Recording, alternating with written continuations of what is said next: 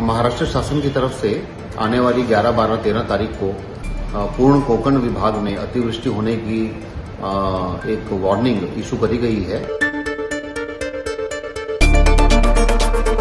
अब की बरसात में झरनों, तालाब और डैम पर नहाने का नहीं ले सकेंगे लोग मज़द। जिला अधिकारियों ने मनाही के जारी किए आदेश।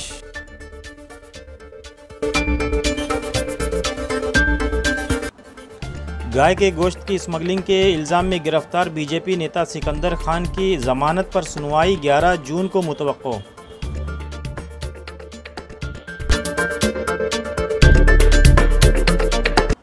आजमगढ़ के फूलपुर थाना से फरार इनामी मुलजिम को थाना स्टेशन के पास रिक्शा स्टैंड से किया गया गिरफ्तार। आजमगढ़ के फरिया गांव का रहने वाला था ये आरोपी।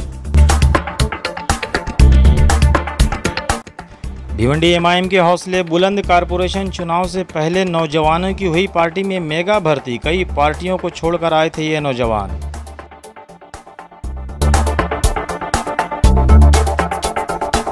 यूपी के आगरा के पारस अस्पताल ने खेला मौत का खेल। मॉक ड्रिल के नाम पर 5 मिनट के लिए बंद किया था ऑक्सीजन। 22 लोगों की हुई थी मौत। वीडियो हुआ वायरल।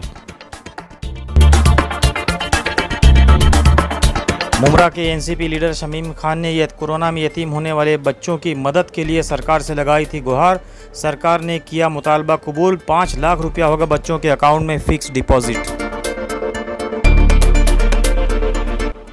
थाने के नितिन फ्लाईओवर पर ऑयल गिरने से एक टेम्पो फिसल गया। 2 अफराद हो गए थे मामूली जख्मी। इन्हें अस्पताल भेजा गया। टेम्पो को हटाकर ट्रैफिक किया गया खाली। कल शाम पुणे के सैनिटाइजर बनाने वाली कंपनी में लगी आग की जांच हुई मुकम्मल। कंपनी मालिक निकुंज शाह के खिलाफ हुआ मामला दर्ज। इस हादसे में 18 लोगों की हुई थी मौत। महाराष्ट्र में कोरोना मामले में तेज़ी से आ रही है कमी। आज रियासत भर में 10,819, थाने में 95 और मुमरा में मिले सिर्फ 2 मरीज।